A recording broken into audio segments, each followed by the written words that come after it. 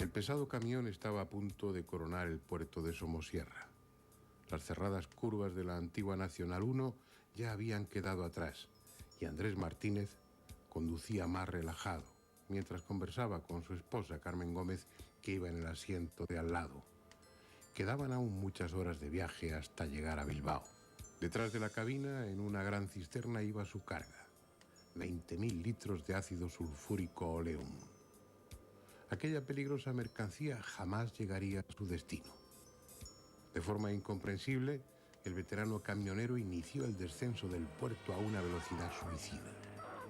Derrapando en cada curva, manteniéndose a duras penas dentro de la carretera, el Volvo F12 llegó a alcanzar los 140 kilómetros por hora.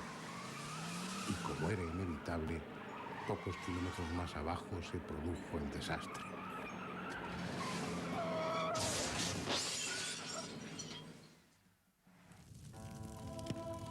La escena era dantesca. Una espesa humareda cubría el lugar del siniestro, ocultando casi los 3 camiones que finalmente se vieron involucrados en el accidente. A las 7 de la mañana, numerosos efectivos del Cuerpo de Bomberos, Cruz Roja y Guardia Civil tenían ya acordonada la zona, tratando de frenar la catástrofe. Del camión cisterna, convertido en un amasijo de hierros, brotaban miles de litros de ácido que abrasaban a su paso las laderas del río Duratón.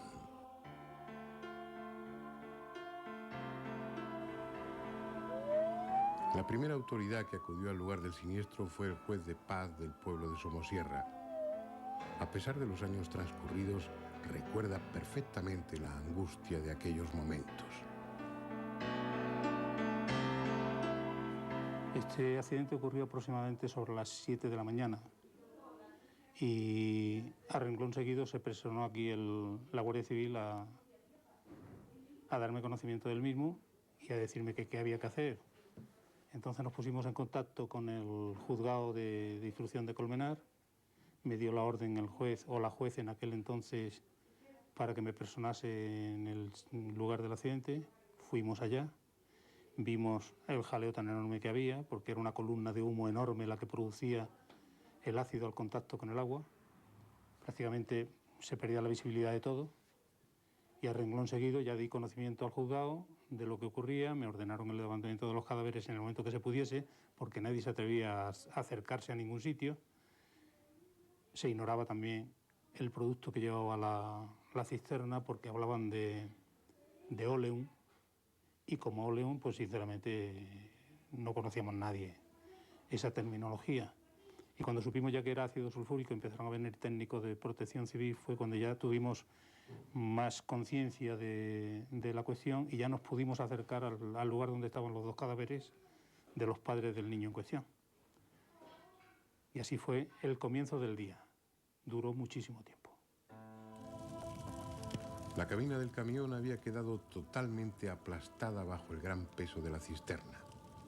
Dentro, el ácido caía sobre los cuerpos de Andrés Martínez y Carmen Gómez. Nada pudo hacerse por ellos. Con toda seguridad habían muerto en el acto al producirse el choque. Lo urgente era neutralizar en lo posible los efectos del ácido corrosivo que seguía derramándose. Protección Civil se puso inmediatamente a la tarea con su máxima autoridad al frente. Bien, aquello fue un accidente e incidente, las dos cosas conjuntas. Me indicaron lo que había ocurrido con el camión, la cisterna de Oleum que venía por la parte de Burgos, y cuando llegué allí pues me encontré que al parecer había colisionado con una furgoneta, había volcado y en aquel momento estaba saliendo Oleum, el producto químico, y inmediatamente pues se pedía una materia para neutralizarlo. Allí ya estaban los bomberos, allí estaban también técnicos químicos, y la primera medida mía fue pues el tomar contacto con las grandes grúas que tenían que levantar el camión, y la segunda el buscar el neutralizante, que fue cal. Era altamente tóxico, altamente corrosivo, que así actuó en los cuerpos de las víctimas, y había que neutralizarlo rápidamente porque teníamos una posibilidad de que se nos fuese a través de unas vertientes que tiene la carretera, se nos fuese a un río y del río a un pantano. Entonces inmediatamente tuvimos que neutralizar aquel producto. Era un producto muy fuerte. Ya por la tarde se extendió el rumor de que había un tercer pasajero. Los padres del conductor, destrozados por la tragedia, comunicaron que su nieto de 10 años, Juan Pedro Martínez Gómez, había desaparecido. La noche anterior se despidió de ellos, subiendo a continuación a la cabina del camión para hacer el viaje con sus padres. Cabía la posibilidad de que aún estuviese con vida, así que inmediatamente se organizó su búsqueda. Al no aparecer ningún rastro del niño, la primera hipótesis que se barajó fue que hubiese sido disuelto por el ácido sulfúrico, algo que los expertos consideran imposible. Se recibe la noticia a través de los familiares. Cuando se notifica a través de la Guardia Civil el fatal, digamos, accidente del matrimonio, entonces los familiares lo primero que hacen es preguntar por su hijo, por el hijo de este matrimonio, sobre todo los abuelos por su nieto. Y entonces fue cuando tenemos constancia de que venía o que posiblemente podía venir una tercera persona que sinceramente no encontramos. No es posible porque si no se disolvieron los padres, el chico no se tenía tampoco que haber disuelto. Más luego una prueba que hizo la Guardia Civil 15 o 20 días después con unos determinados huesos que los metió en Oleum y concretamente, así como lo que es la parte de la carne había desaparecido totalmente, habían pasado 5 días y empezaba ya a afectar al hueso. Pero la prueba nos indicó que desde luego de haber habido niño, el niño no se había disuelto con el óleo. Muy difícil. Se necesita mucho tiempo, según los técnicos, y aunque se hubiese disuelto en el ácido, la materia orgánica del cuerpo humano se hubiese quedado en suspensión, se hubiese detectado algo, no se detectó nada. La búsqueda continuó por toda la zona, pero Juan Pedro siguió sin aparecer. A fin de obtener más datos, se extrajo el tacógrafo del camión siniestrado, un disco de papel en el que quedan registradas las paradas y la velocidad a la que el vehículo había circulado. Gracias a él se pudo reconstruir su trayecto, lo que no hizo sino aumentar el misterio. Fue a las 7 de la tarde cuando emprendieron el largo camino. A pocos kilómetros de Cieza, en la Venta del Olivo, hicieron su primera parada. Más tarde, a las 12 y 12 minutos de la noche, pararon de nuevo, esta vez en Las Pedroñeras, en la provincia de Cuenca. A las 3 de la madrugada llegaron a la gasolinera de Los Ángeles, a la entrada de Madrid, y 2 horas y media más tarde efectuaban su última parada en el Mesón Aragón, en el término municipal de Cabanillas, al pie del puerto de Somosierra, donde tomaron un café. El joven camarero Felipe Alhambra, esa noche de servicio, fue la última persona que vio al niño desaparecido. Dentro de la barra, sobre las 5:30 a las 6 de la mañana, y vi de entrar un matrimonio con un niño pequeño. Entraron, el niño y la mujer se sentaron en una mesa y el hombre pidió unas consumiciones. El hombre pidió un café solo para él, un vaso de leche con una bayonesa para el niño y un café con leche para la señora. Se sentaron y estuvieron ahí pues cosa de 15 a 20 minutos. Se lo tomaron y se marcharon. O sea, y al marcharse, pues yo en esto de que salía fuera de la barra, pues entre la ventana, nada más marchasen al momento, yo vi que salía una cisterna, o sea, un camión cisterna. Tras tomar café, subieron al camión y emprendieron el ascenso al puerto de Somosierra. Algo sucedió durante ese recorrido porque, según el tacómetro, en los 23 minutos que duró la subida, el camión efectuó 12 paradas. No puede ser. A lo lógico sería de Cabrera aquí, que hay 30 kilómetros, 35 kilómetros, pues una parada, 2. Mucho. ¿Qué sucedió en ese corto trayecto? La hipótesis de un secuestro ha cobrado fuerza en estos años transcurridos. Resulta difícil admitir que el camión, revisado a fondo 2 meses atrás, sufría una rotura de frenos. Es posible que la elevada velocidad que alcanzó el Volvo F12 en su descenso del puerto fuese con el propósito de alcanzar a otro vehículo.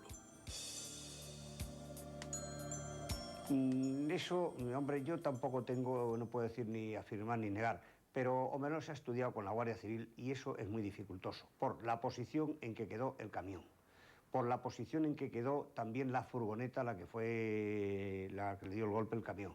Entonces era difícil pasar por la carretera para que ocurriese que una furgoneta o otro vehículo se hubiese llevado al niño.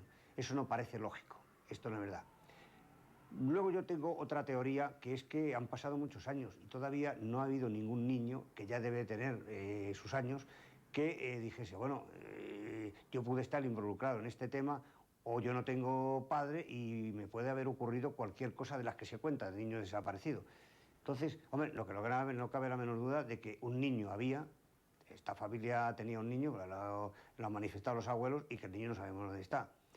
Y que alguna de las hipótesis que hemos barajado es posible que haya ocurrido. Pero en este momento no hay evidencia absoluta de lo que puede haber sido.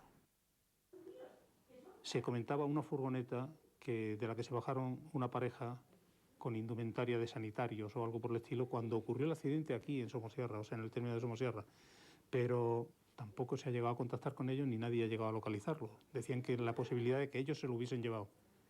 Es muy difícil que de un accidente tan aparatoso y tan horrible, con un impacto tan fuerte como tuvo que dar ese vehículo al quedarse ya paralizado y producirse el accidente, que si fuese una tercera persona no hubiese quedado algo de ella o se hubiese visto alguna cosa. Es dificilísimo. En fin, yo con esto no quiero decir que no viniese o que dejase de venir, pero no se encontró nadie. Es dificilísimo que salga una persona ilesa de un accidente de esa envergadura. ¿Pero qué motivo podía haber para el secuestro? Se ha especulado con la posibilidad de que el conductor, Andrés Martínez, fuese presionado para transportar drogas en su camión y el rapto del niño tuviese que ver con ello. Pero las investigaciones de la Guardia Civil eliminaron ese supuesto. Lo único cierto es que el niño había desaparecido. Tras largos días de exhaustiva búsqueda, las labores de rastreo se dieron por finalizadas. No así el caso, que continúa abierto. En las semanas siguientes, algunas personas afirmaron haberlo visto en lugares tan distantes como Vizcaya o Badajoz, pero se trataba de pistas falsas. En realidad, nadie volvió a verle después de aquella noche. En la cabina del camión se halló la goma de una pequeña zapatilla, lo que parece confirmar que el niño estuvo allí. En los 14 años transcurridos es la única evidencia. Juan Pedro Martínez desapareció en la oscuridad sin dejar ningún otro rastro.